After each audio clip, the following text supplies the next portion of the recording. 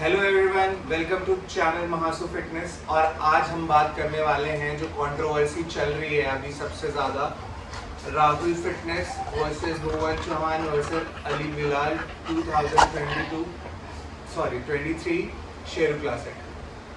तो कंट्रोवर्सी क्या बोले भाई, कंट्रोवर्सी तो किसी बात की कंट्रोवर्सी नहीं है। सीधा सीधा जज ने जो आपको जजमेंट दिया है वो आपको एक्सेप्ट करना चाहिए, स्टेज का सम्मान करना चाहिए। लेकिन कंट्रोवर्सी कर रहे हैं वो लोग जिनको किसी ने पिछले साल भी वो आए थे शेरू क्लासिक में। गाइस, आपको मैं एक बात बताना चाहता हूँ गाइस, अगले साल मैं बनूंगा प्रो, और प्रो बनने के बाद मैं जाऊंगा ओलंपिया। इनको किसी ने पूछा नहीं, इनके टारगेट थे कि ओलंपिया बनेंगे, और जब इनको आज कोई बुला नहीं रहा है, कोई कुत्ता पूछ नहीं रहा है, तो ये कहते हैं कि शो का इतना बजट है, शो में ये नहीं मिलता, वो नहीं मिलता। पिछले साल क्यों गए थे भाई आप? क्या करने? नहीं बताओ, आप करने क्या गए थे जब आप इतना बड़ा शो को आप इतना बड़ा गाली दे रहे हो कि ये नहीं कर रहे हैं, वो नहीं कर रहे हैं, ऐसा नहीं कर रहे हैं, वैसा। आप क्यों गए थे पिछले साल शो में कम्पीट कर रहे हैं? क्या पिछले साल आपने 20,000 फीस नहीं दी थी? क्या पिछले साल आप नहीं बोल रहे थे कि मैं ओलंपिया बन के मुझे प्रो बनना है? लेकिन जब आप बन नहीं पाए तो आज आप शो को गाली दे रहे हो। सेम इसी तरीके से जितने और भी बंदे हैं जो शो को बोल रहे हैं कि ऐसा है, वैसा है, ऐसा है, ये भाई शो कई सालों से ऐसे ही होते आ रहा है। कई बार डिसीजन इधर उधर गए हैं। आप अभी की बात कर रहे हैं, मैं आज से कई साल पहले जिस शो में I guess Manoj Patil sir बने थे, और आप ये कह रहे थे कि उसमें फ्रेडी नायडू उनके कोच थे, उन्होंने उनके फेवर में डिसीजन दिया। आपका कहना बिल्कुल सही नहीं है मेरे हिसाब से, क्योंकि उससे पहले चाइना, जापान, इटली जहाँ भी बंदा हो गया था वहाँ पे भी सिल्वर मेडल मार के आया था, और उससे भी पहले वो कई सालों से कम्पीट कर रहा है। वो ईयर बाय ईयर ग्रोथ हुई है, तब जाके वो बंदा प्रो बना है। ऐसे ही जजेस ने उसको डिसीजन नहीं दे दिया प्रो बनने का। आपने एक साल खेला, आपका कहीं हुआ नहीं, ठन ठन गोपाल हो गए आप बॉडी बिल्डिंग के करियर में, तो अब आप उसी चीज़ को गाली दे रहे हो। This is not right mister Tarun Gill, this is so wrong of you. अगर आप इतने साल इस इंडस्ट्री में काम किया है आपने, तो आप इस इंडस्ट्री को बदनाम मत करो। किस इंडस्ट्री में इतना पैसा लगता है, ठन ठन गोपाल कुछ नहीं मिलता है भाई। जो बंदा अपनी मेहनत कर रहा है ना, वो किसी बात से पैसा लेके नहीं आ रहा है, अपनी मेहनत से कर रहा है, अपना घर बेच रहा है, अपने बीवी के गहने बेच रहा है, आपके बीवी के गहने नहीं बेच रहा, अपने उससे कर रहा है। तो आपका बनता है, अगर आपने इतने साल बॉडी बिल्डिंग में किया है ना, तो आपको बॉडी बिल्डिंग को प्रमोट करना चाहिए। ये नहीं करना चाहिए कि आपको एंड में नहीं मिलता है। अगर एंड में कुछ नहीं मिलता तो तू क्यों कर रहा है बॉडी बिल्डिंग? तू भी छोड़ दे, किस बात के लिए बॉडी बिल्डिंग कर रहा है? This is so wrong of you mister Tarun Gill, ये आप बहुत गलत कर रहे हैं। आप ये यूथ को, मैंने आज तक कोई वीडियो नहीं बनाई कि आप मैगी खाते हैं, आप जो करते हैं भाई आप कर रहे हैं आपका पैसे कमाने का, लेकिन बॉडी बिल्डिंग को डिफेम करने का आपको कोई हक नहीं है। आपकी अपनी पर्सनल खुंदक होगी, जिससे भी होगी, लेकिन ये कभी मत कहना। और रही बात भुवन की और अली बिलाल की और राहुल फिटनेस की, तो ये ना सालों साल इनने मेहनत करी है। इनको आपने जितने साल वीडियो बनाई है ना, उतने इतने साल उस टाइम मेहनत करी है, तब जाके इस लेवल की फिजिक अटेन हुई है। इतना सालों साल खर्चा किया है, ठीक है ना, तब जाके इस लेवल पर आए। तो आप इनको जज करें ना, आपकी पहली औकात ही नहीं है, आपकी कुछ औकात नहीं है, और आपके साथ वाले जितने बोल रहे हैं उनकी भी कुछ औकात नहीं है कि इनको जज करें। इनको जज करने के लिए ऑलरेडी वहाँ पे बंदे ने IFBB प्रो लीग के टॉप जजेस बैठा रखे हैं, ठीक है ना। वो सब बेवकूफ़ नहीं है जो उनने पूरी ज़िंदगी डाल दी है अपनी ओलंपिया के लिए, ओलंपिया को जज करने में। आप उनको सिखाएंगे कि कौन सही था, किसकी फिजिक सही थी और किसकी फिजिक सही नहीं थी। और रही बात गाइस फिजिक की बात की, तो मैं आपको कंपैरिजन मैं आपको एक वीडियो दिखाऊंगा, इसी अभी चैनल पे। इसमें कंपैरिजन देखा जाए तो मेरे हिसाब से जो भुवन चौहान थे, नो डाउट उनका शोल्डर डोमिनेटिंग फ्रेम है, और अली बिलाल के अपने अपने यूएसपीज है, राहुल फिटनेस के अपने यूएसपीज हैं। तो इन तीनों में भी ना कहीं पे भी डिसीजन जा सकता था, कहीं पे भी डिसीजन जा सकता था। आप ये मत सोचिए कि फर्स्ट यार भुवन को क्यों दे दिया। अब भाई जो भुवन के फेवरेट थे वो भुवन के लिए बोलेंगे, जो अली बिलाल के फेवरेट थे वो अली बिलाल के लिए बोलेंगे, जो राहुल फिटनेस के फेवरेट थे वो राहुल फिटनेस के लिए बोलेंगे। अब अगर फ्रंट बॉडी को कंपेयर किया जाए तो फ्रंट बॉडी में तो अली बिलाल को कोई छू भी नहीं पा रहा है। ही इज अनबीटेबल, उसका कोर, उसकी ऑब्लिक्स, उसकी चेस्ट, उसकी smile posing, he is unbeatable, वो गॉड लेवल फिजिक है। जब बैक पोर्शन की बात करेंगे तो बैक पोर्शन में अली बिलाल को थोड़ा सा मुझे ऐसा फील हुआ कि इस वीडियो में कि इसमें थोड़ा सा इनकी बॉटम थोड़ा सा बैक फोल्ड कर रही है, और उसके कंपैरिजन में भुवन की और राहुल फिटनेस की बैक ज़्यादा अच्छी है। तो उस हिसाब से तो राहुल फिटनेस और भुवन में किसी को भी दे सकते थे, अगर सिर्फ उसकी ही बात होती। तो वो जजेस हैं, उनका अपना माइंडसेट होता है, वो अपने हिसाब से गेम चलाते हैं। आज से कई साल आज याद ना हो, आज वो इतना पॉपुलर नहीं है, एथलीट हुआ करते थे रंजीत सिंह रिक्की, और उनके साथ compete करते थे ये मिस्टर जुनैद कैलीवाला की फोर्स थे बिक्की सिंह। उनका मतलब प्रो कार्ड के लिए फाइट चल रही थी, और आई थिंक मैं उस उधर लाइव देख रहा था वो शो शेरू क्लासिक का, pro card for the classic physique. तो उसमें रंजीत सिंह रिक्की सर की बैक मुझे ज़्यादा अच्छी लग रही थी, उनकी बॉडी मुझे ज़्यादा प्लीजिंग लग रही थी, लेकिन नहीं दिया भाई, बिक्की सिंह को प्रो कार्ड दिया। वो बंदे के वैक्यूम उसने एकदम रामदेव बाबा की तरह अंदर कपाल भाती मार दी थी। तो वो अलग लेवल की फिजिक थी, वो उनने अपने हिसाब से जो सोचा होगा जजेस ने उसने दिया। उसमें तो मैं भी कह रहा था कि रंजीत सिंह रिक्की मेरा ज़्यादा अच्छा दिख रहा था। भाई हम नहीं जज कर सकते, वहाँ पे वो फ्रेम देख रहे हैं, स्ट्रक्चर देख रहे हैं, मसल देख रहे हैं, ये सारी चीज़ें वो जजेस ही देखते हैं, हम उसमें कुछ नहीं बोल सकते। तो ये फालतू की बातें करना कि भाई ये शो में ऐसा है, ये शो में ऐसा है, ये शो में ऐसा है, अगर ऐसा नहीं था तो भाई आप पिछले साल क्यों गए थे शो खेलने? ये तो सबसे गलत बात होगी। और जो भी अली बिलाल के फैंस हैं, राहुल फिटनेस के फैंस हैं और भुवन के फैंस हैं, उनको एक दूसरे को हेट नहीं करना चाहिए। सबसे पहली बात, दिस इज अ स्पोर्ट। कभी काई ग्रीन ने भी फिल हीथ को बीट किया था आर्नोल्ड क्लासिक में, सेड्रिक मैकमिलन ने भी काई ग्रीन को बीट किया था आर्नोल्ड क्लासिक में।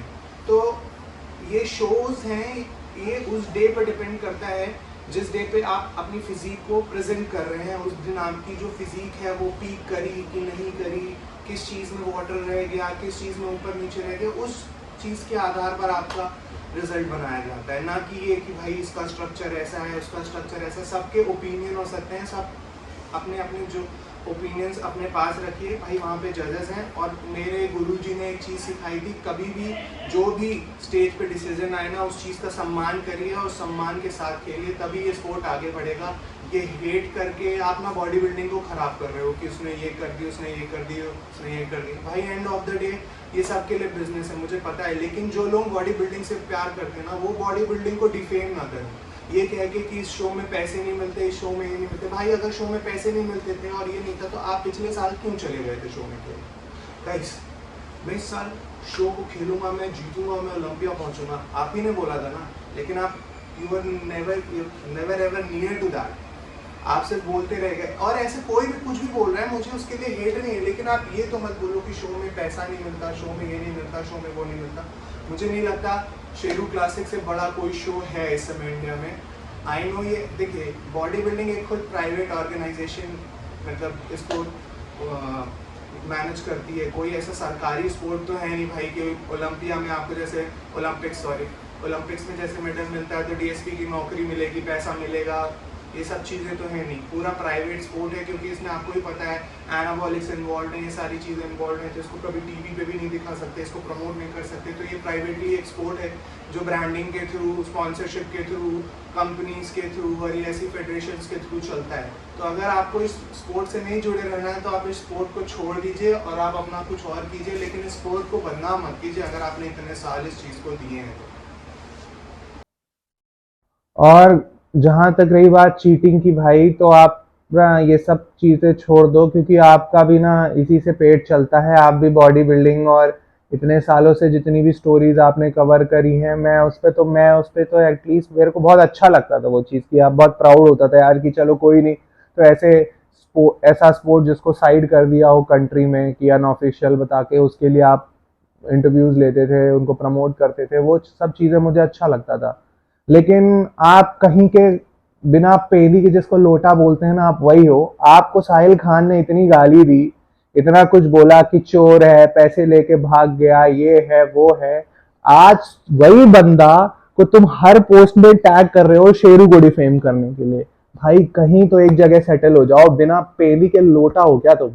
है मतलब, कभी तो तुम बोलोगे शेरू खराब है, कभी बोलोगे साहिल खान खराब है, कभी ये मैगी खानी चाहिए, कभी ये। भाई तुम जो कर रहे थे ना वो सही था, लेकिन तब तक सही था जब तुम बॉडी बिल्डिंग के फेवर में बोल रहे थे। अब तो तुम बॉडी बिल्डिंग को ही डिफेम करते हो कि भाई पैसे नहीं है, ये नहीं है, वो नहीं है, ऐसा नहीं है, वैसा नहीं है। क्यों भाई? और कौन से कंपटीशन में बहुत ज्यादा पैसे मिल गया? अगर बहुत ज्यादा पैसे मिल गए तो क्या इंस्टेंट उनको स्पॉन्सरशिप या चीजें मिल जाती हैं? जितनी बड़ी स्पॉन्सरशिप, आज भी ये सबको पता है भाई, आप चाहे कितनी बातें पंचायतें बता लो, जितनी बड़ी स्पॉन्सरशिप आज इस शो से मिलती है, एक एमेच्योर शो से या शेरू क्लासिक से, उतनी बड़ी स्पॉन्सरशिप किसी भी शो से नहीं मिलेगी। एक बार आप प्रो बनते हो ना तो पूरे देश में नाम हो जाता है भाई कि एक बार ये बंदा प्रो बना है। ये तो बात भूल ही जाओ कि मनोज पाटिल बना, ये बना, वो बना, चीटिंग से बना, वैसे बना, भाई कैसे भी बना, बंदा प्रो बनना ना बहुत बड़ी बात होती है अपने आप में। अगर चीटिंग की बात होती ना भाई, तो सिद्धांत, आपको भी पता है सिद्धांत भाई और Raja Ajit is much younger to Siddhant भाई। सिद्धांत भाई जो है ना वो इतने बड़े साइज में है, इतने ह्यूज हैं, उनको तो ऐसे बहुत साल पहले बन जाना चाहिए था प्रो, लेकिन वो तो नहीं बने ना, पहले उनसे पहले राजा अजीत बन गया। आज राजा अजीत भी स्ट्रगल कर रहा है उस प्रो के लाइन के लिए, और बाकी सब एथलीट्स भी उस प्रो के शो के लिए स्ट्रगल कर रहे हैं। तो हर किसी का अपना टाइम होता है, हर किसी की फिजिक अपने टाइम से पीक करती है, सबका अपना टाइम आता है। लेकिन ये बोलना कि शो ही बेकार है भाई, ये तो आपकी क्या बोलूं मैं, हर उस थाली पे जिसमें आपने खाना खाया है ना, उसी पे छेद किया है। पहले साहिल खान ने क्या कुछ नहीं बोला, आज हर पोस्ट में आप साहिल खान को टैग करते हो, हर पोस्ट में आज आप उसके फेवर में खड़े हुए हो। अब इस शो में पिछले साल आप गए थे जब आपको किसी ने नहीं पूछा। सिर्फ ये नहीं, इनके साथ जो और भी एथलीट है जो इस शो को बदनाम करते हैं भाई। अगर आपको 20-30 सेकंड के लिए खड़ा किया जाता है और उसमें भी आपका नंबर नहीं आता, तो भाई इसमें किसकी गलती है भाई? नहीं दे रहे हैं 20, आपका 20,000 रुपए में आपको शो खेलने मिल रहा है, और अगर आप उस शो में कुछ परफॉर्म नहीं कर पाए, मान लीजिए आपका कुछ भी नंबर नहीं लगा, आप फर्स्ट कॉल आउट में भी नहीं आए, सेकंड कॉल आउट में भी नहीं आए, भेज दिए गए, तो इसमें आपका फॉल्ट है भाई। कभी इसी लाइन में ऐसे भी एथलीट्स है जिनको पूछा नहीं जाता था, वो आज प्रो बन रहे हैं, शो जीत रहे हैं, आगे अपना नाम कर रहे हैं। तो ये स्ट्रगल है, this is part of life. आपको कई बार गिरना पड़ेगा वहां पहुंचने के लिए, लेकिन ये शो को कहना कि शो ही बेकार है, दिस इज सो रॉन्ग।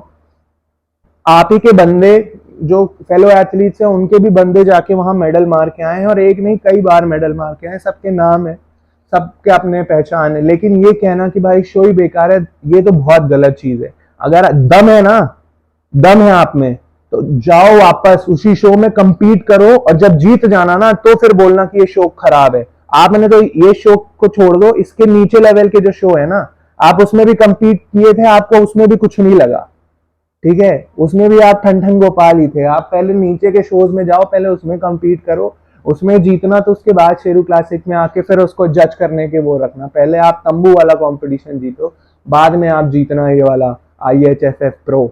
इसके लिए भाई बहुत दम चाहिए, बहुत सालों साल की मेहनत चाहिए गाइस। मैं आपको एक ऐसे सब प्रोटीन के बारे में बताना चाहूंगा, ये बकैती पेलने से नहीं हो जाता, ठीक है ना।